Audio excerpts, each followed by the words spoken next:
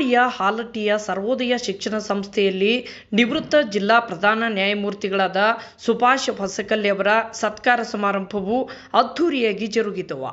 ಸರ್ವೋದಯ ಶಿಕ್ಷಣ ಸಂಸ್ಥೆಯಲ್ಲಿ ನಡೆದ ಈ ಕಾರ್ಯಕ್ರಮದಲ್ಲಿ ನ್ಯಾಯಮೂರ್ತಿಗಳಾದ ಸುಭಾಷ್ ಹೊಸಲ್ಲೆ ಅವರಿಗೆ ಸತ್ಕರಿಸಲಾಯಿತು. ಈ ವೇಳೆ ಸತ್ಕಾರ ಸ್ವೀಕರಿಸಿ ನ್ಯಾಯಮೂರ್ತಿಗಳು ಮಾತನಾಡಿದರು. ಶಿಕ್ಷಣ ಮತ್ತು ಸಂಸ್ಕಾರದಿಂದ ಮಾತ್ರ ಸುಭದ್ರವಾದ ದೇಶ ಕಟ್ಟಲು ಸಾಧ್ಯ. ವಿದ್ಯಾರ್ಥಿಗಳು ಓದುವ ಜೊತೆಗೆ ಆಟ ಪಾಠದಲ್ಲೂ ಭಾಗವಹಿಸಬೇಕು. ಶಿಕ್ಷಕರ ಜೊತೆಗೆ ಪಾಲಕರು ಸಹ ತಮ್ಮ ಮಕ್ಕಳ ಕಡೆ ಗಮನ ಕೊಡಬೇಕು ಎಂದರು. ಇನ್ನು ಇವತ್ತು ಮಕ್ಕಳಿಗೆ ಇಂಗ್ಲಿಷ್ ಮಾಧ್ಯಮದಲ್ಲಿ ಕಲಿಸುವ ಹುಚ್ಚು ಪಾಲಕರಲ್ಲಿದೆ. ಇಂಗ್ಲಿಷ್ನಲ್ಲಿ ಕಲಿಸಿದರೆ ಮಾತ್ರ ಒಳ್ಳೆಯ ಕರಿಯರ್ ಆಗುತ್ತೆ ಎಂದು ತಿಳಿದುಕೊಳ್ಳುವುದು ತಪ್ಪು. ನಮ್ಮ ಮಾತೃಭಾಷೆಯಲ್ಲಿ ಮಕ್ಕಳಿಗೆ ಶಿಕ್ಷಣ ನೀಡಿದರೆ ಉತ್ತಮ. ಇವತ್ತು ಮಕ್ಕಳು ಮೊಬೈಲ್ಗೆ ಅಡಿಕ್ಟ್ ಆಗ್ತಾ ಇದ್ದು ಮೊಬೈಲ್ ಕ್ಯಾನ್ಸರ್ ತರಹ ಆಗಿದೆ. ಮೊಬೈಲ್ ಕೆಡುವು ಮಾಡುತ್ತಿರುವುದು ವಿನಃ ಏಳಿಗೆ ಮಾಡಲ್ಲ. ಹೀಗಾಗಿ ಪಾಲಕರು ತಮ್ಮ ಮಕ್ಕಳಿಗೆ ಮೊಬೈಲ್ನಿಂದ ದೂರ ಇಡಬೇಕು. 18 ವರ್ಷಗಳವರೆಗೆ ಮಕ್ಕಳಿಗೆ ವಾಹನಗಳನ್ನು ನೀಡಬಾರದು. ಇನ್ನು ಕನಿಷ್ಠ ಕಾನೂನುಗಳ ಪಾಲನೆ ಮಾಡಬೇಕು ಎಂದರು. ಶಿಕ್ಷಣ ಸಂಸ್ಥೆಯ ಮುಖ್ಯಸ್ಥರಾದ SN ಗುಡುಮಿಯವರು ಮಾತನಾಡಿ, ಸಮಾಜದಲ್ಲಿ ಒಳ್ಳೆಯ ಕೆಲಸ ಮಾಡಬೇಕು. ಮೊಬೈಲ್ಗಳು ಹೊಟ್ಟಿಗೆ ಹಾಕಲ್ಲ. ಪುಸ್ತಕಗಳಿಂದ ಒಳ್ಳೆಯ ಜೀವನವನ್ನು ರೂಪಿಸಿಕೊಳ್ಳಬಹುದು. ಮೊಬೈಲ್ ಟಿವಿ ನೋಡಬಾರದು. ನಾವು ಒಂದೇ ಒಂದು ದಿನ ಟಿವಿಯಲ್ಲಿ ಬರುವ ಹಾಗೆ ಸಾಧನ ಮಾಡಬೇಕು. ನಮ್ಮ ಶಾಲೆಯಲ್ಲಿ ಯೋಗ, ವ್ಯಾಯಾಮ, ಪ್ರಾಣಾಯಾಮ, ರನ್ನಿಂಗ್ ಮಾಡಿಸಲಾಗುತ್ತದೆ. ಒಳ್ಳೆಯ ಉಪಹಾರ, ಊಟವನ್ನು ನೀಡಲಾಗುತ್ತಿದೆ. ಅದೇ ರೀತಿ 8 ಗಂಟೆಯಿಂದ ತರಗತಿಗಳನ್ನು ನಡೆಸಿ ವಿದ್ಯಾರ್ಥಿಗಳಿಗೆ ಒಳ್ಳೆಯ ಶಿಕ್ಷಣ ನೀಡಲಾಗುತ್ತಿದೆ ಎಂದರು. ಮಲ್ಲೇಶ್ ಲಿಂಬಿಗಿಡದವರು ಮಾತನಾಡಿ, ಉನ್ನತ ಮಟ್ಟದಲ್ಲಿ ಬೆಳೆಯಬೇಕಾದರೆ ಶಿಕ್ಷಣದ ಜೊತೆ ಸಂಸ್ಕಾರ ಮುಖ್ಯವಾಗಿದೆ. ಶಾಲೆಯ ಜೊತೆಗೆ ಮನೆಯಲ್ಲೂ ಸಹ ಮಕ್ಕಳಿಗೆ ಒಳ್ಳೆಯ ಸಂಸ್ಕಾರ ನೀಡುವ ಅವಶ್ಯಕತೆ ಇದೆ ಎಂದರು. ನ್ಯಾಯವಾದಿ SM ಚೌಗಲ ಮಾತನಾಡಿ, ನ್ಯಾಯಮೂರ್ತಿಗಳಾದ ಸುಭಾಷ್ ಹೊಸಕಲ್ಲೆ ಅವರು ತಮ್ಮ ಜೀವನದಲ್ಲಿ ಸರಳತೆ ಅಳವಡಿಸಿಕೊಂಡಿರುತ್ತಾರೆ. ಸತತ 20 ವರ್ಷಗಳ ಕಾಲ ನ್ಯಾಯಾಂಗ ಇಲಾಖೆಯಲ್ಲಿ ಸೇವೆ ಸಲ್ಲಿಸಿ ಜಿಲ್ಲಾ ನ್ಯಾಯಮೂರ್ತಿಯಾಗಿ ನಿವೃತ್ತಿಯಾಗಿರುವುದು ನಮ್ಮೆಲ್ಲರಿಗೆ ಆದರ್ಶವಾಗಿದೆ. ಇನ್ನು ಸಂಸ್ಕಾರದ ಜೊತೆ ಒಳ್ಳೆಯ ಶಿಕ್ಷಣ ನೀಡಿದರೆ ಮಕ್ಕಳು ಉತ್ತಮ ನಾಗರಿಕರಾಗಬಹುದು ಎಂದರು. ಕಾರ್ಯಕ್ರಮದಲ್ಲಿ ಪ್ರೀತಿ ಸುಭಾಷ್ ಹೊಸಕಲ್ಲೆ, ವಿರೂಪಾಕ್ಷ ಕವಟಗಿ, ಸುಪ್ರೀತ್ ಸುಭಾಷ್ ಹೊಸಕಲ್ಲೆ ಹಾಗೂ ಊರಿನ ಹಿರಿಯರು, ಶಿಕ್ಷಕರು ಉಪಸ್ಥಿತರಿದ್ದರು. ಜ್ಯೋತಿ ಭಜಂತ್ರಿ ನಿರೂಪಿಸಿದರು. ಸ್ವಾಗತವನ್ನು ಉಮಾಶ್ರೀ ಕಾಂಬ್ಳೆ ಹಾಗೂ ಲಕ್ಷ್ಮೀ ಚೌಗಲೆ ವಂದಿಸಿದರು.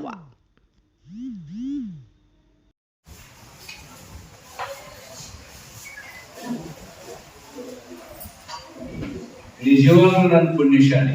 ಯಾಕಂದ್ರೆ ಈ ಪುಟಾಣಿ ಮಕ್ಕಳ ಸಮ್ಮುಖದಲ್ಲಿ ಶಿವಬೋಧ್ ಮತ್ತು ಗುಡ್ಮಿ ಸರಿಯವರ ನೇತೃತ್ವದಲ್ಲಿ ಸತ್ಕಾರ ಮಾಡಿದ ಈ ಸತ್ಕಾರ ನಿಮಗೆ ಸತ್ಕರ್ತಕ್ಕಂಥ ಮಕ್ಕಳಿಗೆ. ಯಾಕಂದ್ರೆ ನಾಳೆ ನೀವು ಸಹ ಈ ದೇಶದ ರೂವಾರಿಗಳಾಗವರು, ಅಧಿಕಾರಿಗಳಾಗವರು, ಪ್ರೈಮ್ ಮಿನಿಸ್ಟರ್ ಬುದ್ಧಿಗೆ ನನ್ನ ಆಶ್ಚರ್ಯ. ನಾವು ಏನ್ ಹೇಳಿದ್ರೆ ಈಗಿನ ಮಕ್ಕಳಿಗಾಗಲಿ, ಈಗಿನ ನಾಗರಿಕರಿಗೆ ಕನಿಷ್ಠ ಕಾನೂನುಗಳನ್ನ ನಾವು ಪಾಲನೆ ಮಾಡಬೇಕು. ಪಾಲಕರು ಬಂದಿದ್ದೀರಿ, ನಿಮ್ಮ ಮಕ್ಕಳು ವಯಸ್ಸಿನ 18 ಆಗೋ ತನಕ ಅವ್ರ ಕೈಯಾಗ ಮೋಟರ್ ಸೈಕಲ್ ಕೊಡ್ಲಿಕ್ಕೆ ಹೋಗಬೇಡ. ದಯವಿಟ್ಟು 18 ವರ್ಷ ವಯಸ್ಸಾದ ನಂತರ ಲೈಸೆನ್ಸ್ ಕೊಡಿಸಿ ಆ ವೆಹಿಕಲ್ ಕೊಡ್ರಿ. ಕನ್ನಡ ಮಾಧ್ಯಮದಲ್ಲಿ ನಾವು ಸಾಧನೆಗೆ ಅಸಾಧ್ಯವಾದದ್ದು ಯಾವುದೂ ಇಲ್ಲ ಮಗು, ಸಾಧಿಸುವ ಛಲ ಬೇಕು. ನನ್ನ ಮಗನು ಸಹ ಕನ್ನಡ ಮಾಧ್ಯಮ. ಯಾಕೆ ಹೇಳ್ತಾ ಇದ್ದೀನಿ ಅಂದ್ರೆ, ನಮ್ಮ ಪಾಲಕರಿಗೆ ನನ್ನ ಸಮೇತ ಹುಚ್ಚಿಡ್ಬಿಡ್ತಾರೆ. ಇಂಗ್ಲಿಷ್ ಮೀಡಿಯಂ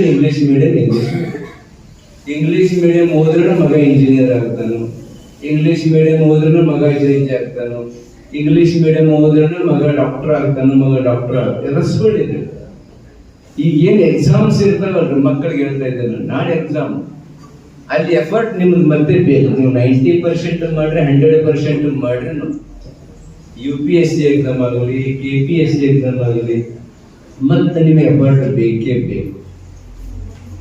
ಅದಕ್ಕೆ ನಾವು ಈ ನಾನು ಇಂಗ್ಲಿಷ್ ವೈರಿ ಅಲ್ಲ, ವೇದಿಕೆ ಹೇಳ್ದೆ ಏನ್ ನಡೆದಿದೆ ಸಮಾಜದಲ್ಲಿ.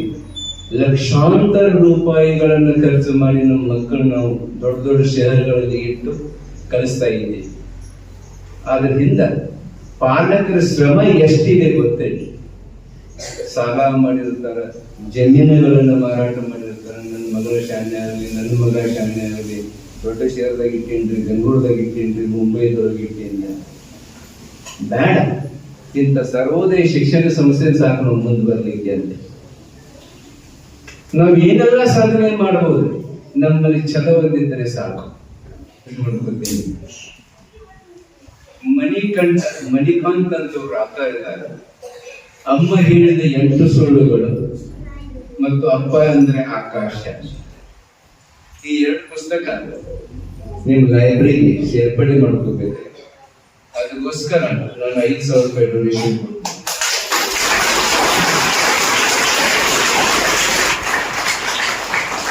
ಈ 2 ಬುಕ್ಗಳನ್ನು ಮಕ್ಕಳೇ, ಪುಟಾಣಿಗಳು, ಅಮ್ಮ ಹೇಳಿದ 8 ಸುಳ್ಳುಗಳು ಮತ್ತು ಅಪ್ಪ ಅಂದ್ರೆ ಆಕಾಶ, ಈ 2 ಪುಸ್ತಕ ನೀವು ಓದಿದ್ರೆ ನಾನು ಆತ್ಮವಿಶ್ವಾಸದಿಂದ ಹೇಳ್ತೀನಿ, ನೀವು IAS IPS ಜಡ್ಜಸ್ ಎಲ್ಲರೂ ಆಗ್ತೀರಿ. ನೀವು ಸಾಧನೆ ಮಾಡೋಕ್ಕೋಸ್ಕರ ದೊಡ್ಡ ಶಾಲೆನೇ ಬೇಕು, ದೊಡ್ಡ ಹಾಸ್ಟೆಲ್ ಬೇಕು, ಹಿಂಗಿಲ್ಲ. ಆ 2 ಬುಕ್ ನೀವು ಓದಬೇಕು. ಕನ್ನಡ ನೀವು ಪಾಲಕರು ಸಹ ನಿಮ್ಮ ಮಕ್ಕಳಿಗೋಸ್ಕರ ಬುಕ್ ಅನ್ನು ತರಿಸಿಕೊಳ್ಬೇಕು, ಮನನ ಮಾಡಬೇಕು, ಚಿಂತನೆ ಮಾಡಬೇಕು. ಮತ್ತು ಪಾಲಕರಿಗೆ ನಾನು ಹೇಳೋದಿಷ್ಟೇ, ಪ್ರೆಷರ್ ಹಾಕ್ಲಿಕ್ಕೆ ಹೋಗ್ಬೇಡ್ರಿ ಮಕ್ಕಳ ಮೇಲೆ. ನೀನು ಓದು ಓದು ಓದು ಓದು ಓದು ಆಗಲ್ಲ. ಈಗ ಬಹಳ ಪರಿವರ್ತನೆ ಆಗಿದೆ. ಕೋವಿಡ್ ಬಂದ ನಂತರ ತೀರಾ ಪರಿವರ್ತನೆ ಆಗಿದೆ. ನಮ್ಮ ಮಕ್ಕಳೆಲ್ಲ ಮೊಬೈಲ್ ಅಂಟ್ಕೊಂಡವ್ರು. ಮೊಬೈಲ್ ಅಂದ್ರೆ ಏನ್ರಿ, ಅವ್ರ ಊಟನೂ ಬೇಡ, ನಿದ್ದಿನ ಬೇಡ, ಆ ಲೆಕ್ಕಕ್ಕೆ ನಮ್ಮ ಮಕ್ಕಳು ಬಂದವ್ರೆ. ಸ್ವಲ್ಪ ಅದನ್ನ ಬಿಡಿಸೋ ಪ್ರಯತ್ನ ನಾವು ಮಾಡಬೇಕಾಗಿದೆ. ಅದಕ್ಕೆ ಮಕ್ಕಳಿಗೆ ಏನು ಮಾಡ್ರಿ, ಓದೋ ಹವ್ಯಾಸನ ಬೆಳೆಸ್ರಿ. ಯಾರು ಓದ್ತಾರೆ ಅವ್ರ ಜೀವನದಲ್ಲಿ ಮುಂದೆ ಬರೋರು 100%.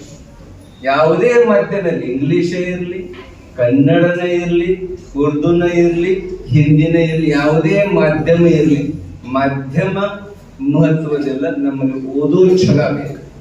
ಓದಾವಿದ್ರೆ ರೈತರ, ನಾನು ರೈತರ ಮಗನ.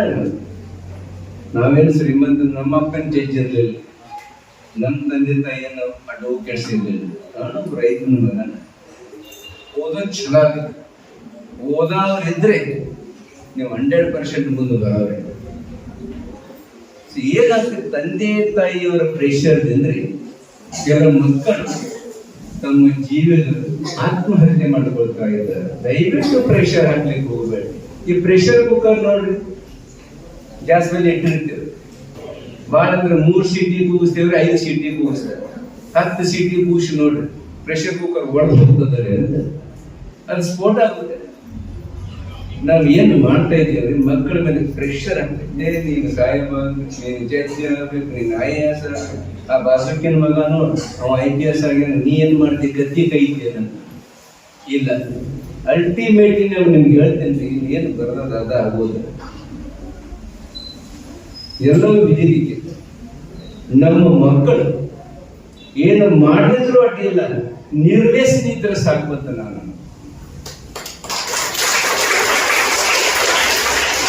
ನಮ್ಮ ಮಕ್ಕಳು ಏನು ಮಾಡಿದ್ರು ಅಡ್ಡಿಲ್ಲ ರೀ, ನಿರ್ವ್ಯಸನಿಗಳಿದ್ರೆ ಸಾಕು, ಅದೇ ನಮ್ಮ ಪುಣ್ಯ.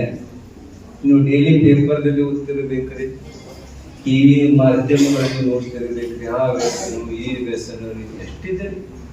ಸಿಗರೇಟ್ ಸೇದೋದು, ಶರೀರ ಕುಡಿಯೋದ್ರಿ, ಗಾಂಜಾ ರೀ, ಎಷ್ಟು ಮಕ್ಕಳು ಹಾಳಾಗ್ತಾ ಇದೆ.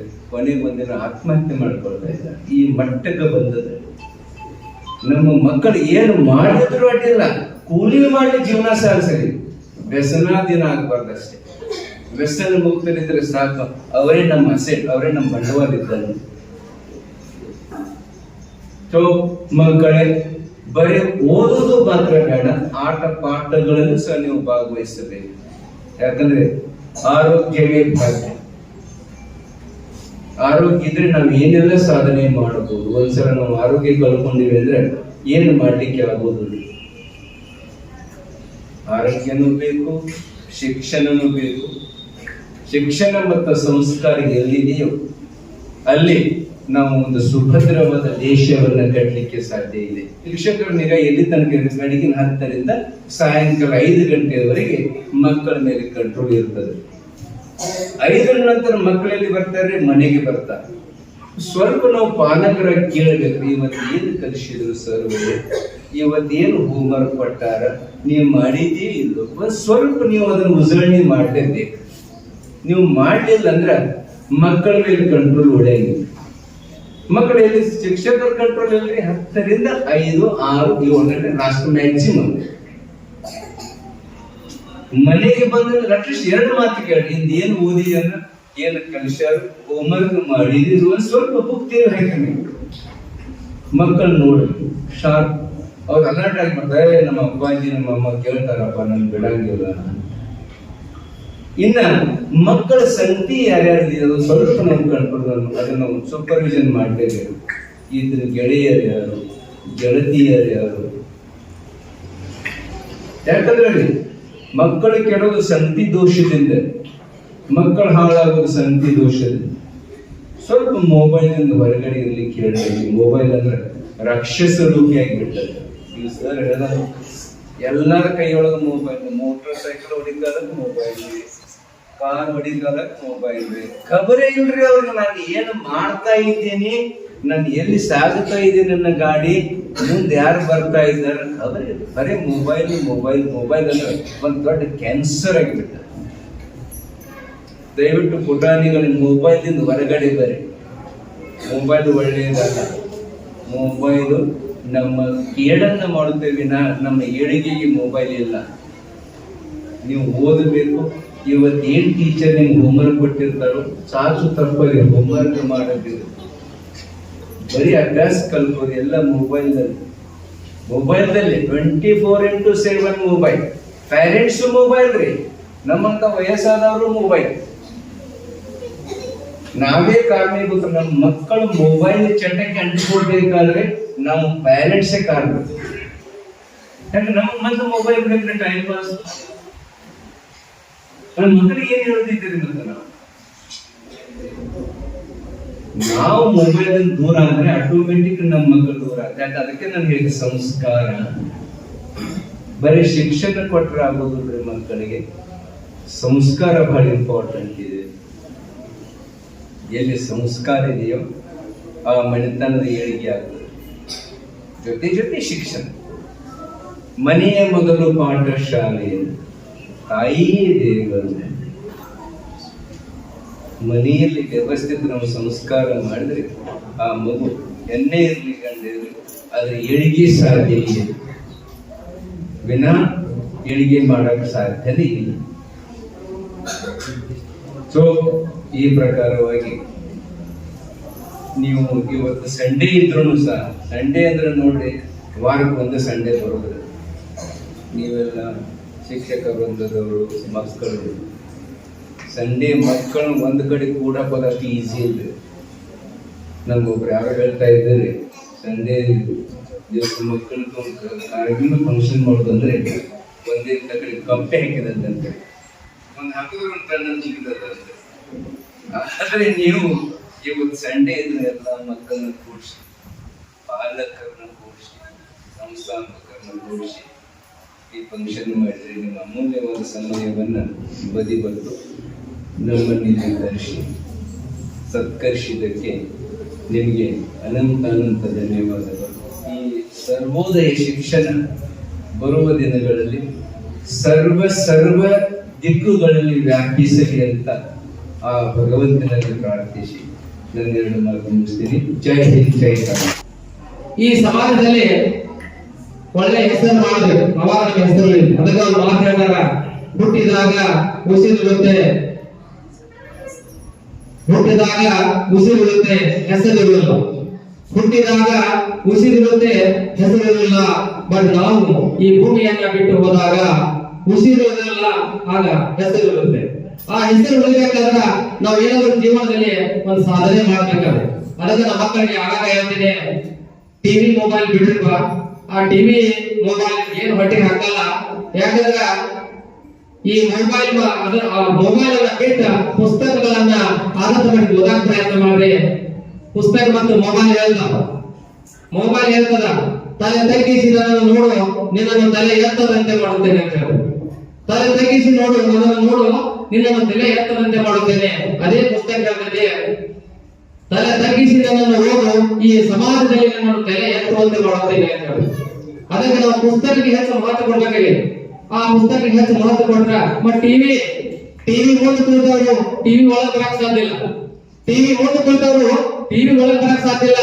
ಟಿವಿ ಒಳಗೆ ನೀವು ಬರ್ಬೇಕಾದ್ರ ಇಂತ ಸಾಧಕರ ಜೊತೆ ನೀವು ಏನಾದರೂ ಸಾಧನೆ ಮಾಡಬೇಕು ಅನ್ನುವಂತ ಮಾತನ್ನ ಹೇಳ್ತಾ ಈ ಸತ್ಕಾರ ಮೂರ್ತಿಗಳ ಒಂದು ಪರಿಚಯವನ್ನ ನಿಮ್ಮ ಮುಂದೆ ಹೇಳ್ತಾ ಇದ್ದೇನೆ.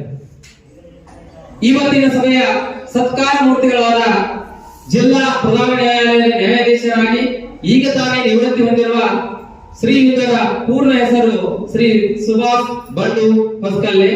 ಇವರ ಧರ್ಮಪತ್ನಿಯ ಹೆಸರು ಪ್ರೀತಿ ಸುಭಾಷ್ ಹೊಸಕಲ್ಲೆ.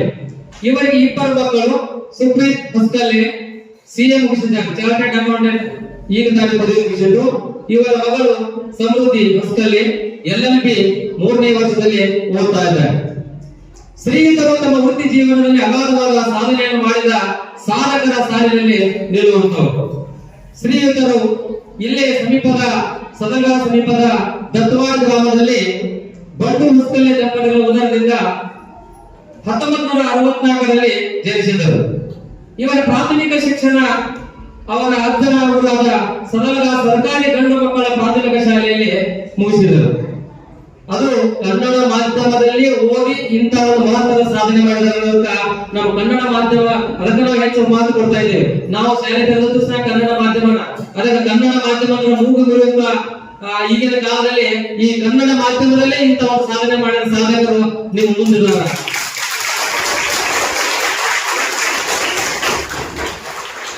ಹೈಸ್ಕೂಲ್ ಶಿಕ್ಷಣವನ್ನು ಹೈಸ್ಕೂಲ್ ಸದಲ್ಗದಲ್ಲಿ ಮುಗಿಸಿದರು.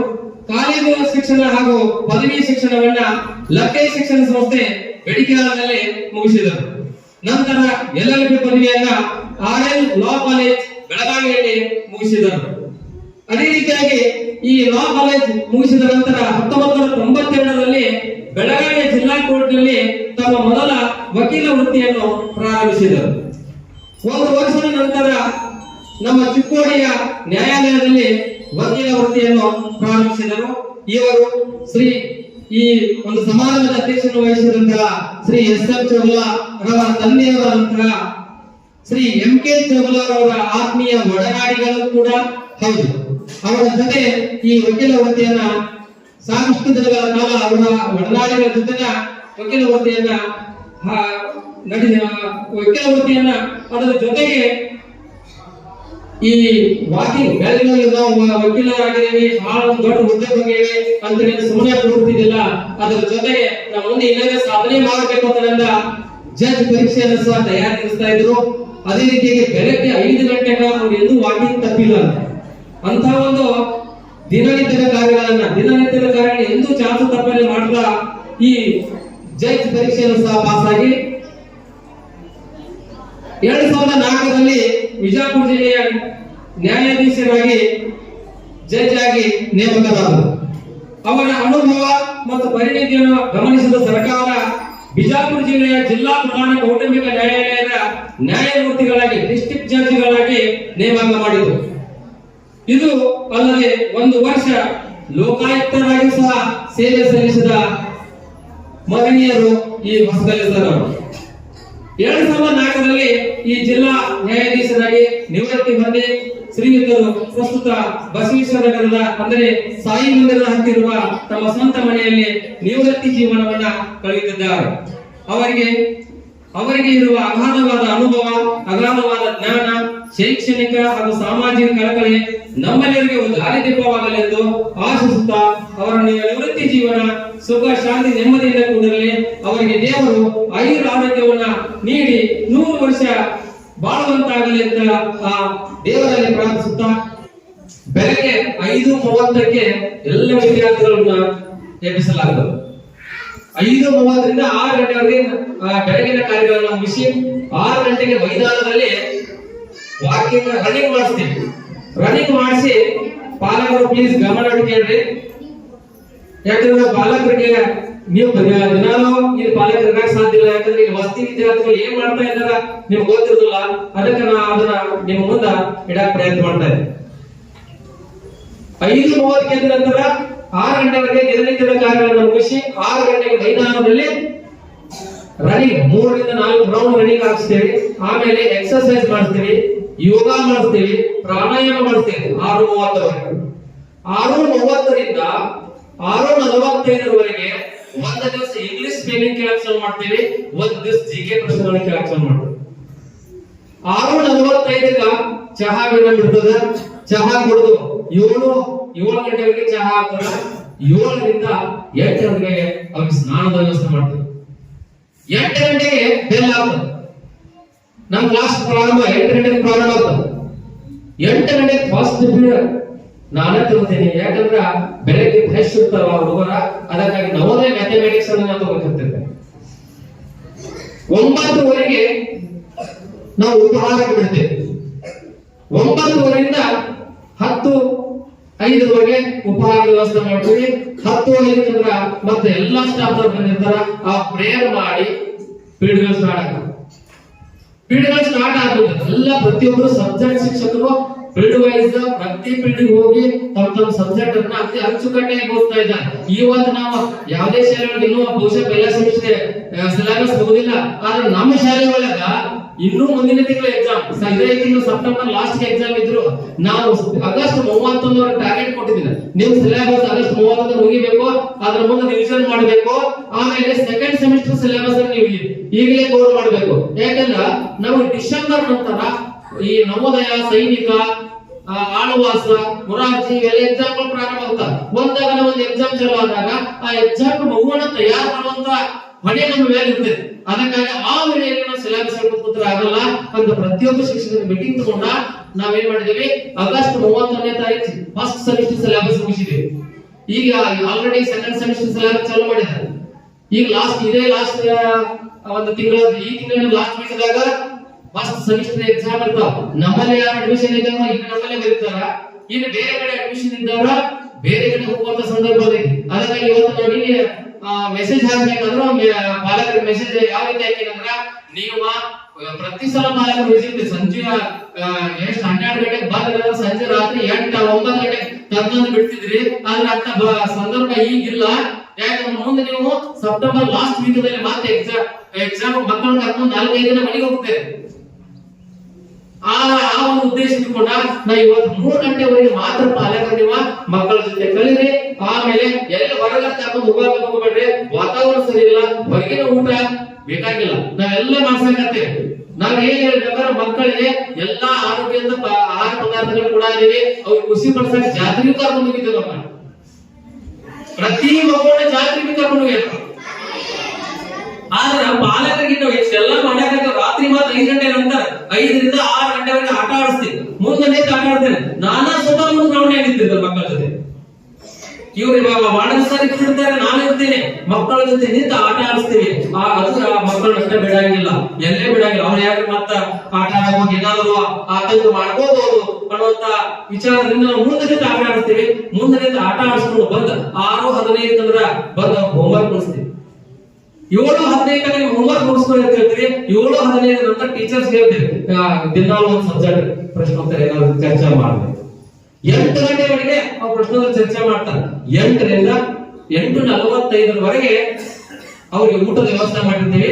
ಊಟ ಆದ ತಕ್ಷಣ ನಮ್ ಇಂಗ್ಲಿಷ್ ಮೇಡಮ್ ಹೇಳಿ, ಇಂಗ್ಲಿಷ್ ಬಾಳ ಎಲ್ಲ ಪಾಲಕರಿಗೆ ಇಂಗ್ಲಿಷ್ ಬಾಳ ವೀಕ್ ಆಗಿದ್ರಿ ಅನ್ನಕತ್ತಾರೆ. ಆ ಮಕ್ಕಳಿಗೆ ಕನ್ನಡ ಶಾಲೆಯಿಂದ ಬಂದಾಗ ಅವ್ರ ಬೇಸಿಕ್ ನಾಲೆಜ್ ಇಲ್ಲ. ಅದಕ್ಕೆ ಪ್ರತಿ ದಿವಸ ಇಂಗ್ಲಿಷ್ ಸ್ಪೆಲ್ಲಿಂಗ್ ಕ್ಲಾಸ್ ಹಚ್ಚೋದು 8:40 ರಿಂದ 9:30. ಇಷ್ಟೆಲ್ಲ ನಾವೆಲ್ಲ ಮಾಡಕತ್ತೀವಿ. ಆದ್ರೂ ಕೆಲವೊಂದು ಪಾಲಕರಲ್ಲಿ ಆಗ್ತದೆ. ಆ ವಾರ ನಾವು ಫೋನ್ ಅವಕಾಶ ಕೊಟ್ಟಿದ್ದೇವೆ. ಆ ಫೋನ್ ಅವಕಾಶ ಕೊಟ್ಟಾಗ ಆ ಪಾಲಕರ ಮಕ್ಕಳಿಗೆ ಅಭ್ಯಾಸದ ಬಗ್ಗೆ ಧೈರ್ಯ ತೋರಿ. ಆದ್ರ ಒಂದು ಕೆಲವೊಂದು ಸಣ್ಣ ವೀಕ್ ಪಾಯಿಂಟ್ ಬಹಳ ಆ ಮಕ್ಕಳಿಗೆ ಮಿಸ್ ಗೈಡೆನ್ಸ್ ಮಾಡಕ್ ಹೋಗ್ಬೇಡಿ. ಯಾಕಂದ್ರ ನಿಂಗೆ ಆರಾಮ್ ಅನ್ಸೋದೈತಿ, ಅವ್ರಿಗೆ ಆರಾಮ್ ಇಲ್ಲ, ನಾನು ಡಾಕ್ಟರ್ ಕಳಿಸ್ತೇನೆ, ಎಲ್ಲಾನು ಮಾಡ್ತೇನೆ. ಅವ ಆರಾಮ್ ಇದ್ರು ನಂಗೆ ಯಾಕೋ ಆರಾಮ್ ಅನ್ಸಲ್ಲ, ಬರೀ ಬರ್ತಾನ.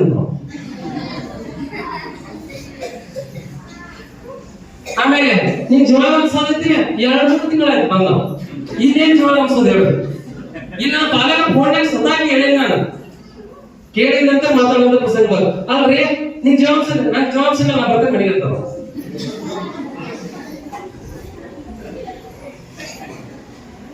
ಈ ತರ ಅವ್ರಿಗೆ ನಿಮ್ಮ ವೀಕ್ನೆಸ್ ಪಾಯಿಂಟ್ ನೋಡ್ಕೋತಾರ. ವೀಕ್ನೆಸ್ ಪಾಯಿಂಟ್ ನೋಡ್ಕೊಂಡ ನಾ ಹಿಂಗ್ ಮಾತಾಡಿದ್ರ ನಾನು ಮನೆ ಕರ್ಕೊಂಡು ಹೋಗ್ತಾರೆ. ನಾವ್ ಒಂದೇ ಬರ್ತಿಲ್ಲ. ಈಗ ನೋಡ್ರಿ ಈಗ ಆಗಸ್ಟ್ 1ನೇ ತಾರೀಕು ನಾವು ಭಿನ್ನರಾಶಿ ಪಾಠ ಚಾಲೂ ಮಾಡೋಣ. ಆಗಸ್ಟ್ 31ನೇ ತಾರೀಕು ತನಕ ಒಂದೇ ಪಾಠ ಭಿನ್ನರಾಶಿ ಪಾಠ ಮಾಡಿ ಕಂಟಿನ್ಯೂ 3 ರಿಂದ 4 ಪೀರಿಯಡ್ ಭಿನ್ನರಾಶಿ ಪಾಠ ಮಾಡಿ. ಆ ಭಿನ್ನ ರಾಶಿಗಳನ್ನ ಇಷ್ಟು ಇಂಪಾರ್ಟೆಂಟ್ ಇದಲ್ಲ. ಈ ಭಿನ್ನ ರಾಶಿ, ದಶಮಾಂಶ, ಶೇಕಡಾ ಕ್ರಮ, ಈ 3 ಚಾಪ್ಟರ್ ನಮ್ಮ ಬೋರ್ಡ್ ಮಾಸ. ಈ ಬೋರ್ಡ್ ಮಾಸ 4 ಚಾಪ್ಟರ್ಗಳನ್ನ ಮತ್ತೆ ಅಳತೆಗಳ ಸಂಖ್ಯೆಗಳ ಪ್ರಯೋಗ ಇವನ್ನ ಮುಗಿಸಿದಾಗ ನಮ್ಗೆ ಎಜುಕೇಶನ್ ಎಕ್ಸಾಮ್ ಪರ್ಪಸ್ ಅಟ್ಟ ಅಲ್ರಿ, ನಮ್ ಇಡೀ ಲೈಫ್ ಲಾಂಗ್ ಉಪಯೋಗ ಬರ್ತೈತಿ. ಅದಕ್ಕಾಗಿ ಮಕ್ಕಳಿಗೆ ನೀವು ಈ ತರ ವೀಕ್ನೆಸ್ ಪಾಯಿಂಟ್ ಕೊಟ್ಟ ಗಣಪತಿ ಬರ್ತೀವಿ. ಯಾಕೆ ನಾವು ಗಣಪತಿ ತರಂಗಿಲ್ರಿ? ಈ ಗಣಪತಿ ಮತ್ತೊಂದು ಗಣಪತಿ ಕುಣಿಸ್ತೇವೆ, ಹುಗ್ಗಿ ಮಾಡ್ತೇವೆ, ಹೋಳಿಗೆ ಮಾಡ್ತೇವೆ, ಕಡಬ ಮಾಡ್ತೇವೆ, ಇಡ್ಲಿ ಮಾಡ್ತೇವೆ, ಎಲ್ಲ ಮಾಡ. ನೀವು ಮನೆಯಕ್ಕಿಂತ ನಾವು ಹೆಚ್ಚು ಮಾಡಾಕತ್ತಿದ್ದೀವಿ. ಆದ್ರೂ ಮಕ್ಕಳಿಗೆ ಏನ್ ಮಾಡಾಕತ್ತೀರಿ ನೀವು? ನಿಂಗ ಅಲ್ಲಿ ಜೀವನ ಇಂಥವ್ ಹೇಳಬೇಡ್ರಿ. ಆದಷ್ಟು ಮಟ್ಟಿಗೆ ಆ ಮಕ್ಕಳಿಗೆ ಮುಂದಿನ ಭವಿಷ್ಯದ ಬಗ್ಗೆ ಅವ್ರಿಗೆ ಪ್ರೇರೇಪಣೆ ಮಾಡ್ರಿ, ಹುರುಪು ಕೊಡ್ರಿ. ಅವ್ರಿಗೆ ಏನಾದ್ರೆ ಹಂಗೇನು ತೊಂದರೆ ಇದೆ ನನಗೆ ಹೇಳ್ರಿ. ಮನೆ ಪ್ರಶ್ನೆ ಮಾಡ್ರಿ, ನಮ್ಮ ಹುಡುಗಿ ಅವ್ರು ಕರ್ತ ಹೊಡಕ್ ಕೊಡ್ಬೇಕಾಗ್ತದೆ ಅಲ್ರಿ. ಕಡ್ತ ಹೊಡ್ಯಾಕ್ ಬರ್ಲಿಲ್ಲ ಅಂದ್ರೆ ನೀವೇನ್ ಮಾಡೋರು? ನನಗೆ ಹೇಳ್ರಿ ಅದ್ ಏನ್ ಮಾಡ್ಬೇಕಾಗ್ತಿ? ಈಗ ಅಂಕೆಗಳು ಕಡ್ತ ಹೊಡ್ಯಾಕ ಮಗ್ಗಿ ಮಾಡ್ಬೇಕು ಬರ್ಬೇಕು. ನೀ ಮಗ್ಗಿ ಮಾಡಿ ಹೇಳ್ರಿ, ಮಗ್ಗಿ ಬರ್ಬೇಕು. ಅದು ಹೆಂಗ ಭಯಪಡ್ಬೇಕು ಹಂಗ ಅವ್ ನೇರವಾಗಿ 18 ಹೇಳಕ್ ಬರ್ಬೇಕು. ಈ ತರ ಹೇಳಕ್ ಬಂದ್ರ ಅವ ಆಟೋಮೆಟಿಕ್ ಎಲ್ಲಾ ಕಡ್ತ ಹೊಡ್ಯಾಕ ಬರ್ತೈತಿ, ಎಲ್ಲಾ ಲೇಖನಗಳು ಬರ್ತಾವ. ಸ್ವತಃ ನಾನು ವಾಕ್ಯ ಹೇಳಿದ್ರು ಅವ್ರಿಗೆಲ್ಲ 5ನೇ ತರಗತಿ ಎಲ್ಲ ಹ್ಯಾಂಡ್ ರೈಟಿಂಗ್ ತಿದ್ದಾಗ ಪ್ರಯತ್ನ ಮಾಡಿದೆ. ಇಲ್ಲಿವರೆಗೆ ನಾ ಬೋರ್ಡ್ಗಳು ಕಲಿಯಾಕತ್ತೀನಿ. ಈಗ ಬಾಯಲ್ಲಿ ಹೇಳಿ ಆ ಶಬ್ದಗಳನ್ನ ಸಂಗ್ರಹ ಮಾಡಕ್ ಪ್ರಯತ್ನ ಮಾಡಾಕತ್ತೀನಿ. ಆ ಮಕ್ಕಳಲ್ಲಿ ಸೂಕ್ತ ಲೇಖನ ಬೇಕಾಗಿ ನಾ ಬಾಯಲ್ಲಿ ಹೇಳಿ ಬಿಡಾಕ ಬರ್ಬೇಕು, ಓದಾಕ ಬರ್ಬೇಕು, ಮೂಲಗಳೆಲ್ಲ ಬರ್ಬೇಕು. ಇವನ್ನೆಲ್ಲ ಬೆಳೆಸಿದಾಗ ಆ ಮಗು ಸೆಲೆಕ್ಷನ್ ಆಗೋದು ಬಿಡಲ್ಲ, ಅವ್ರವ್ರ ಎಬಿಲಿಟಿ ಮೇಲೆ ಆಗ್ತಾನ. ಬಟ್ ಇವನ್ನೆಲ್ಲ ನಾವು ಬೆಳೆಸಾಕ ಪ್ರಯತ್ನ ಮಾಡಾಕತ್ತೀವಿ. ಅದಕ್ಕಾಗಿ ಪಾಲಕರಲ್ಲಿ ವಿನಂತಿ ಏನಪ್ಪಾ ಅಂದ್ರ ಮಕ್ಕಳಿಗೆ ನಿಮ್ಮ ವೀಕ್ನೆಸ್ ತೋರಿಸ್ಕೊಡ್ರಿ. ಅದು ಒಂದು ರಿಕ್ವೆಸ್ಟ್. ನೀವು ಈಗ ನೀವೇನಾದ್ರು ಸಬ್ಜೆಕ್ಟ್ ಬಗ್ಗೆ ಏನಾದ್ರು ಕೇಳೋದಿತ್ತಂದ್ರ ಈ ಫಂಕ್ಷನ್ ಮುಗಿದ ನಂತರ ಎಲ್ಲಾ ಬಾಲಕರಿಗೂ ಸಹ ಉಪಹಾರದ ವ್ಯವಸ್ಥೆ ಮಾಡಿದೀವಿ. ಎಲ್ಲಾ ಅಳವಡಿಸಿದಂತ ಎಲ್ಲಾ ಹಿರಿಯರಿಗೂ ಸಹ ಉಪಹಾರದ ವ್ಯವಸ್ಥೆ ಮಾಡಿದೀವಿ. ಉಪಹಾರ ಸೇವನೆ ಆದ ನಂತರ ನಮ್ಮ ಶಿಕ್ಷಕರು ಒಂದು 5-10 ನಿಮಿಷ ಇರ್ತಾರೋ ಅವ್ರ ಹೊಟ್ಟೆಗೆ ಹೋಗ್ರಿ. ನಿಮ್ಮ ಮಗು ಯಾವ ತರ. ಇನ್ನೊಂದು ಹೇಳ್ತಿದ್ರಿ, ಇಲ್ಲಿವರೆಗೆ ಕ್ವಶನ್ ಪೇಪರ್ ಆದ ಟೆಸ್ಟ್ ನೀವು ಮಾರ್ಕ್ಸ್ ಕಡಿಮೆ ಆಗಲ್ಲ ಬಿಡುವರು. ಯಾಕೆ ಹೇಳ್ತೀನಿ ಕೇಳಿ, ನಮ್ಮಲ್ಲಿ ಒಂದು ಡಿಸಿಷನ್ ತಗೊಂಡು ನಮ್ಮ ಪಾಲಕರು ನಮ್ಮ ಹೆಡ್ ಮಾಸ್ಟರ್ ಇವತ್ತಿಲ್ಲ, ಆ ಹೆಡ್ ಮಾಸ್ಟರ್ ನಾವೆಲ್ಲ ಡಿಸಿಷನ್ ತಗೊಂಡು ನಮ್ಮ ಶಿಕ್ಷಕರು ಚರ್ಚೆ ಮಾಡಿದ್ವಿ. ಈಗ ನನ್ನ ಸಬ್ಜೆಕ್ಟ್ ಅಲ್ಲಿ ಯಾವುದೇ ಮೆಥಡ್ ನಾ ಕ್ವಶನ್ ಪೇಪರ್ ತೆಗೋದಿಲ್ಲ, ಬೇರೆ ನಾವು ತೆಗೆದು. ಯಾಕಂದ್ರೆ ನಾನೇ ಕಲಿಸನ್ ಇದ್ದೇನೆ, ನಾ ಯಾವ ಕಲಿಸನ್ ಅವನ ಹಾಕ್ತೇನೆ.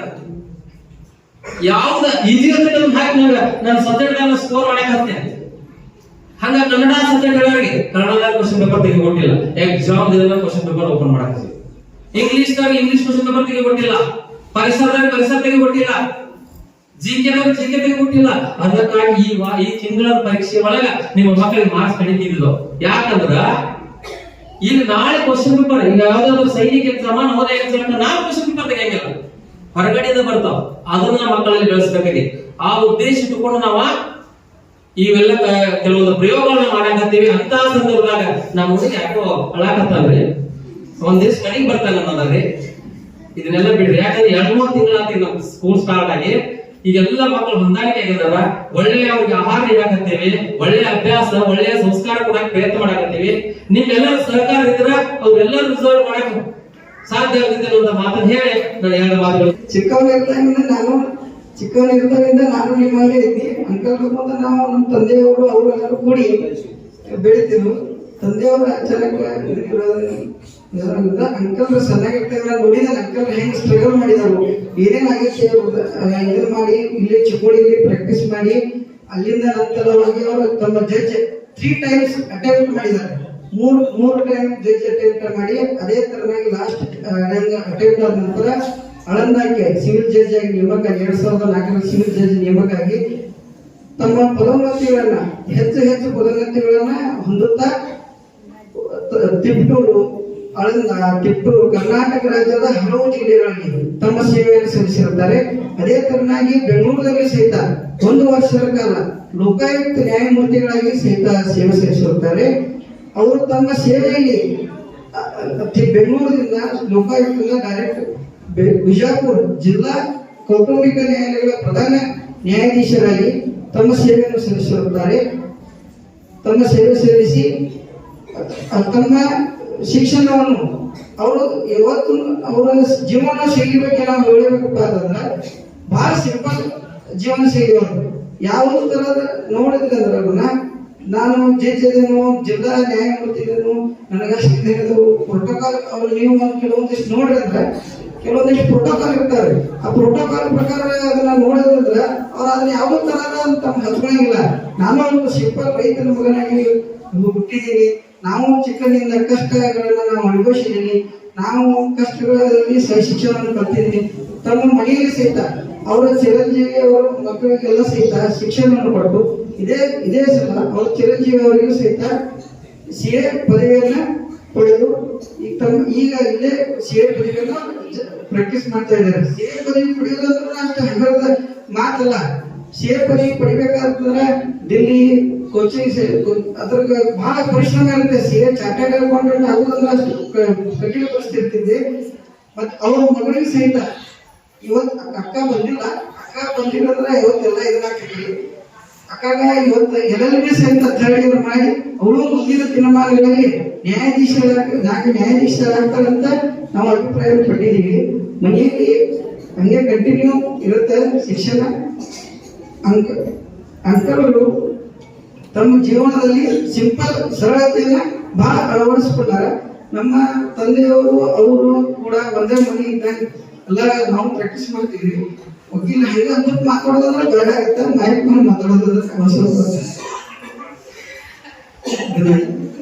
ಅದಕ್ಕೆ ಮೊದಲು ಮಕ್ಕಳಿಗೆ ಹೇಳ್ತೀನಿ, ಈ ತರ ತಮ್ಮ ನಿವೃತ್ತಿ ಜೀವನದಲ್ಲಿ 20 ವರ್ಷ ಸತತವಾಗಿ ನ್ಯಾಯಾಧೀಶರಾಗಿ ಪದೋನ್ನತಿಗಳನ್ನು ಹೊಂದುತ್ತಾ ಇದೇ ಹೋದ ತಿಂಗಳು ಅಂಕಲ್ರ ರಿಟೈರ್ಮೆಂಟ್ ಆದರು. ನಿವೃತ್ತಿ ಜೀವನವನ್ನು ಅನುಭವಿಸ್ತಾ ಇದ್ದಾರೆ. ಇದಕ್ಕೆ ಅಂಕಿ ಸಹಿತ ಅಂಕಲ್ ಅಡ್ಡಿ ಅವ್ರ ಕುಟುಂಬ ಎಲ್ಲ ಅವ್ರ ಜೊತೆ ಸಾಕ್ತಿದ್ದ. ಇಷ್ಟು ವರ್ಷ ಅವ್ರ ಜೀವನದಾಗ ಅಷ್ಟು ಎಲ್ಲ ಕಡೆ ಟ್ರಾನ್ಸ್ಫರ್ ಆದ್ರೂ ಕೂಡ ಎಲ್ಲ ಕಡೆ ನೀಡೇ ಬಂದರು. ಲಾಸ್ಟ್ ಮಂತ್ ಮಾಡಬೇಕಾಗಿತ್ತು.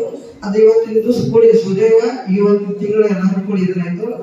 1 ತಿಂಗಳು ಮುಂಚಿತವಾಗಿ ಹೋದ ತಿಂಗಳ ರಿಟೈರ್ಮೆಂಟ್ ಆಗಿ ಮೊನ್ನೆ ಈಗ ಇಲ್ಲೇ ಚಿಕ್ಕೋಡಿಯಲ್ಲಿ ಸಾಯಿ ಮಂದಿರ ಹತ್ರ ಅವ್ರ ಮನೆಯೊಳಗಿಂದ ಇಲ್ಲಿ ಶಿಫ್ಟ್ ಆಗಿದ್ದಾರೆ. ಇವತ್ತಿಂದ ಮುಂದೆ ನಮ್ಮ ಹತ್ರನೇ ಇರ್ತಾರೆ. ಇಲ್ಲೇ ಚಿಕ್ಕೋಡಿ ನಗರದಲ್ಲಿ ನಾವು ನೀವು ಎಲ್ಲರೂ ಕೂಡ್ಕೊಂಡು ಇಲ್ಲೇ ಇರ್ತಾರಂತ ಹೇಳ್ತಾ ಇನ್ನು ಮುಂದೆ ವಿದ್ಯಾರ್ಥಿಗಳು ಹೇಳ್ಬೇಕಪ್ಪ ಅಂತಂದ್ರೆ ಪೇರೆಂಟ್ಸ್ ಹೇಳ್ಬೇಕಾದ್ರೆ ಪೇರೆಂಟ್ಸ್ ನಾವು ಏನಾದ್ರೂ ತಮ್ಮ ಅಭಿಪ್ರಾಯಗಳನ್ನು ಹೇಳ್ಬೇಕಾದ್ರೆ ನಾವು ಏನಾದ್ರೂ ಹೇಳ್ಬೋದು. ಮುಂದೆ ವಿದ್ಯಾರ್ಥಿಗಳಿಗೆ ಅವರು ಸಲಹೆ ಸೂಚನೆಗಳನ್ನು ಕೊಟ್ಟಿದ್ದಾರೆ. ಯಾವ ತರ ಮಕ್ಕಳನ್ನ ಬೆಳೆಸ್ಬೇಕು, ಯಾವುದೋ ತರದ ಇಂಗ್ಲಿಷ್ ಮೀಡಿಯಂಗಳಾಗಲಿ ಆಡಂಬರಗಳಾಗಲಿ ದೊಡ್ಡ ಸಿಟಿಗಳಾಗಲಿ ಅವೆಲ್ಲ ನೋಡ್ಲಿಕ್ಕೆ ಕಣ್ಣಿಗೆ ಚಂದ ಇರ್ತವೆ. ಹಿಂದೂ ಧರ್ಮದ ಸಂಸ್ಕಾರ ಪ್ರಕಾರ ಅಧ್ಯಾತ್ಮ ಆಗಲಿ ಅದೇ ಮಹತ್ವ ಇರುತ್ತೆ. ಮನೆಯ ಸಂಸ್ಕಾರ ಆಗಲಿ ಮಕ್ಕಳನ್ನ ಯಾರ ಜೊತೆ ಬೆಳೆಸ್ತಿದೀವಿ ಅನ್ನೋದು ನೋಡಿ ಕಲ್ಕೊಂಡಿದ್ರೆ ಅವರು ತಮ್ಮ ಎಜುಕೇಶನ್ ನಲ್ಲಿ ಇಂಪಾರ್ಟೆನ್ಸ್ ಇರುತ್ತೆ. ಈಗ ತಾನೇ ಅಂಕಲ್ ಹೇಳಿದ್ರು ಸುಪ್ರೀಂ ದಾದ ಸಹಿತ ಕನ್ನಡ ಮೀಡಿಯಂನಲ್ಲಿ ಸಾಧಿಕೊಳ್ತಾ ಅವರು ಚಾರ್ಟೆಡ್ ಅಕೌಂಟೆಂಟ್ ಪಾಸ್ ಆಗಿದ್ದಾರೆ. ಅಂಕಲ್ ಕೂಡ ಕನ್ನಡ ಪ್ರಾಥಮಿಕ ಶಾಲೆಯಲ್ಲಿ ಕಲಿತು ಅವರು ಸಹಿತ ಪದೋನ್ನತಿಯನ್ನು ಹೊಂದುತ್ತಾ ಬಂದಿದ್ದಾರೆ. ಕನ್ನಡ ಮೀಡಿಯಂ ಅಂತ ಬಹಳ ಇರಲಿಲ್ಲ. ನಾವು ಸಹಿತ ಕನ್ನಡ ಮೀಡಿಯಂ ಮಾಧ್ಯಮ ಶಾಲೆಯಲ್ಲಿ ಕಲಿತು ಇವತ್ತಿನ ದಿವಸ LLB ಮುಗಿಸಿ ಇಲ್ಲೇ ಚಿಕ್ಕೋಡಿಯಲ್ಲಿ ಪ್ರಾಕ್ಟೀಸ್ ಮಾಡ್ತಾ ಇದ್ದೀನಿ. ಕನ್ನಡ ಮೀಡಿಯಂ ಈಗ ನೋಡಕ್ಕೆ ಇಂಗ್ಲಿಷ್ ಮೀಡಿಯಂ ನೋಡಕ್ಕೆ ಡ್ರೆಸ್ ಸೂಟು ಬೂಟು ಇರ್ತವೆ. ಮತ್ತೆ ಮಕ್ಕಳನ್ನ ಏನೋ ಬೆಳೆಸ್ಬೇಕು ಅಂತ ಹಚ್ಚಿರ್ತಾರೆ ಅಷ್ಟೇ. ನಮ್ಮ ಪ್ರತಿಷ್ಠೆಗೋಸ್ಕರ ಅದು ಮಾಡ್ತಾರೆ. ಈ ಸಂಸ್ಥೆಗಳು ನೀವೆಲ್ಲರೂ ಚೆನ್ನಾಗಿ ಒಂದು ಸಂಸ್ಕಾರವನ್ನ ಒಳ್ಳೆ ವಿದ್ಯೆಯನ್ನು ಕಲ್ತ್ರಿ ಅಂತಂದ್ರೆ ನಾಳೆ ಕೋರ್ಟ್ಗೆ ಕಚೇರಿಗೆ ಪೊಲೀಸ್ ಸ್ಟೇಷನ್ಗೆ ಹೋಗುವಂತ ಅವಶ್ಯಕತೆ ಇರಂಗಿಲ್ಲ. ಒಂದು ಒಳ್ಳೆ ನಿಮ್ಗೆ ಕಾಯ್ದೆ ಕಾನೂನುಗಳ ಬಗ್ಗೆ ಸಾಹೇಬರ ಒಂದು ಒಳ್ಳೆ ಹಿತನುಡಿಗಳನ್ನು ನಿಮ್ಗೆ ತಿಳಿಸಿದರು. ಯಾವುದೇ ಒಂದು ನೀವು ಉನ್ನತ ಮಟ್ಟದಲ್ಲಿ ಬರಬೇಕಾದ್ರೆ ಮೊದಲು ಸಂಸ್ಕಾರ ಅಂತಕ್ಕಂಥದ್ದು ಬಹಳ ಮುಖ್ಯ ಇದೆ. ಆ ಸಂಸ್ಕಾರವನ್ನ ಶಾಲೆಯಲ್ಲೂ ಸಹಿತ ನಿಮಗೆ ಇಲ್ಲಿ ಟೀಚರ್ ಹೇಳ್ತಾ ಇದ್ದಾರೆ, ಅದರ ಜೊತೆಗೆ ಮನೆಯಲ್ಲೂ ಸಹಿತ, ಯಾಕಂದ್ರೆ ಒಂದೇ ಕೇಳಿ ಚಪ್ಪಾಳೆ ಪಡೆದ್ರೆ ಆಗೋದಿಲ್ಲ, ಮನೆಯಲ್ಲಿ ಸಹಿತ ಸಂಸ್ಕಾರ ನಾವು ಕೊಡ್ಬೇಕು. ಸರ್ ಹೇಳಿದಂಗ ಇಲ್ಲಿ ಮೊಬೈಲ್ ಹಿಡಿಬೇಡ್ರಿ ಅಂತ ನಾವು ಹೇಳೋರ, ಮನೆಯೊಳಗ ತಂದೆ ತಾಯಿ ಮೊಬೈಲ್ ಇಟ್ಕೊಂಡು ಹುಡುಗರು ಕುತ್ಕೊಳ್ಳೋರ, ಅದು ಸರಿ ಆಗೋದಿಲ್ಲ. ಅದರಿಂದ ಸಾಕಷ್ಟು ಹುಡುಗರ ತಪ್ಪು ಹಾದಿಗೆ ಹೋಗ್ತಕ್ಕಂತ ಸಂದರ್ಭಗಳು ಇರ್ತವೆ. ಆ ಕಾರಣಕ್ಕಾಗಿ ತಾವೆಲ್ಲರೂ ಇಂದಿನ ಪ್ರಜೆಗಳಿಗೆ ನಾಳಿನ ನೀವೆಲ್ಲ ಒಂದು ನಾಗರಿಕರಾಗೋದಿರಿ, ಒಳ್ಳೆಯ ನಾಗರಿಕರಾಗೋದಿರಿ. ಮುದ್ದು ಮಕ್ಕಳೇ, ನಾವು ನಮ್ಮ ಟೈಮ್ನಾಗ ಶಾಲೆ ಕಲಿಬೇಕಾಗ ಸಾಕಷ್ಟು ಸೌಲಭ್ಯಗಳ ಇರ್ತಿರ್ಲಿಲ್ಲ. ನಾವು ಒಂದೇ ಹಾಕ್ ಚಡ್ಡಿ ಮೇಲೆ ಒಂದು ವರ್ಷ ಶಾಲೆ ಕಲ್ತಂದೇವು. ಆ ಒಂದು ಸೌಕರ್ಯ ಈಗೆಲ್ಲ ಆಗಿನ ಪರಿಸ್ಥಿತಿ ಇಲ್ಲ. ತುಂಬಾ ಒಳ್ಳೆ ಈಗ ಸ್ಥಿತಿಗತಿಗಳಿದಾವು, ಸಾಕಷ್ಟು ಸವಲತ್ತುಗಳಿದಾವು.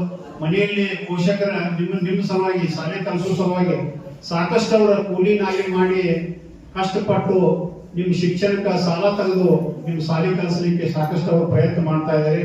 ಆ ಒಂದು ನಿಟ್ಟಿನಲ್ಲಿ ನೀವೆಲ್ಲರೂ ಹಿಂದೆ ತಿರುಗಿ ನೀವು ಬಂದಂತ ದಾರಿಯನ್ನ, ನಾವು ಯಾವ ಮನೆಯಿಂದ ಬಂದಿದ್ದೀವಿ, ನನಗೆ ಯಾಕೆ ಈ ಶಿಕ್ಷಣ ಕೊಡ್ತಾ ಇದ್ದಾರೆ, ನಾ ಏನ್ ಮಾಡಬೇಕಾಗೈತಿ, ಮುಂದೆ ಏನ್ ಮಾಡೋದದ, ಆ ಒಂದು ನಿಟ್ಟಿನಲ್ಲಿ ತಾವೆಲ್ಲರೂ ಮಕ್ಕಳು ಬಹಳ ಒಂದು ಜಾಗರೂಕರಾಗಿ ತಾವೆಲ್ಲರೂ ಒಂದು ಶಿಕ್ಷಣದ ಕಡೆ ಗಮನ ಕೊಟ್ಟಿರಪ್ಪ ಅಂತ ಸರ್ ಎಲ್ಲ ಹೇಳಿದಾರೆ. ಈಗ ನಾವು ಬಹುತೇಕ ಸರ್ ಜೊತೆ ಹೋಗಿ ಕೂತ್ಕೋಬೇಕಾಗಿತ್ತು ಏನೋ ಅನಿಸ್ತು. ಒಳ್ಳೆಯ ಒಂದು ಅಭಿಪ್ರಾಯಗಳನ್ನು ತಿಳಿಸಿದ್ದಾರೆ ಸರ್. ಆ ಒಂದು ನಿಟ್ಟಿನಲ್ಲಿ ಕಾಯ್ದೆ ಇರಲಿ, ಕಾನೂನು ಇರಲಿ. ಒಂದು ಮೋಟರ್ ಸೈಕಲ್ ಬಗ್ಗೆ ಸರ್ ಹೇಳಿದ್ರು. ಒಂದು ಮೋಟರ್ ಸೈಕಲ್ ನೀವು ಲೈಸೆನ್ಸ್ ಮಾಡಿದ್ರಪ್ಪ ಅಂತಂದ್ರೆ ಎಲ್ಲೇ ಆಕ್ಸಿಡೆಂಟ್ ಆಯ್ತಂದ್ರೆ ರಿಸ್ಕ್ ಇರೋದಿಲ್ಲ. ಆಕ್ಸಿಡೆಂಟ್ ಆಯ್ತಂದ್ರೆ ನೀವು ಲೈಸೆನ್ಸ್ ಇಲ್ಲ ಆಗಿತ್ತಪ್ಪ ಅಂತಂದ್ರೆ ನಿಮ್ಮ ಮ್ಯಾಲ ವೈಯಕ್ತಿಕ ಅಲ್ಲಿ ಕ್ಲೇಮ್ ಆಗುವಂತ ಸಂದರ್ಭ ಇರ್ತೈತಿ. ನೀವು ಸಾಕಷ್ಟು ಕಷ್ಟಗಳನ್ನು ಅನುಭವಿಸುವಂತ ಸಂದರ್ಭಗಳು ಬರ್ತಾವೆ. ಆ ನಿಟ್ಟಿನಲ್ಲಿ ಲೈಸೆನ್ಸ್ ಇತ್ತಪ್ಪ ಅಂತಂದ್ರೆ ನಿಮ್ಗೆ ಯಾವುದೇ ಅಲ್ಲಿ ಅಡಚಣೆಗಳು ಬರೋದಿಲ್ಲ, ತೊಂದರೆಗಳು ಬರೋದಿಲ್ಲ. ಏನಾದ್ರೂ ಅನಾಹುತ ಆದ್ರೆ ನೀವು ಅದರಿಂದ ಪಾರಾಗ್ತೀರಿ ಅನ್ನತಕ್ಕಂತ ಒಂದು ವಿಷಯವನ್ನು ಅವರು ನಮ್ಗೆ ತಿಳಿಯಪಡಿಸಿದ್ದಾರೆ. ಆ ಒಂದು ನಿಟ್ಟಿನಲ್ಲಿ ತಾವೆಲ್ಲರೂ, ಯಾಕಂದ್ರೆ ಪುಸ್ತಕದಲ್ಲಿ ಇರುವಂತಹ ಪಾಠ ಅಷ್ಟೇ ಕಲ್ತರ ಆಗೋದಿಲ್ಲ, ಜನರಲ್ ನಾಲೆಜ್ ಬಹಳ ಇಂಪಾರ್ಟೆಂಟ್ ಐತಿ. ಆ ನಿಟ್ಟಿನಲ್ಲಿ ತಾವೆಲ್ಲರೂ ಸರ್ ಜೊತೆಗೆ ನಾವು ಸರ್ ಜೊತೆಗೆ ಒಂದೆರಡು ಅನಿಸಿಕೆಗಳನ್ನು ಕೇಳ್ಕೊಂಡು ಬಹಳ ಖುಷಿ ಅನಿಸ್ತು.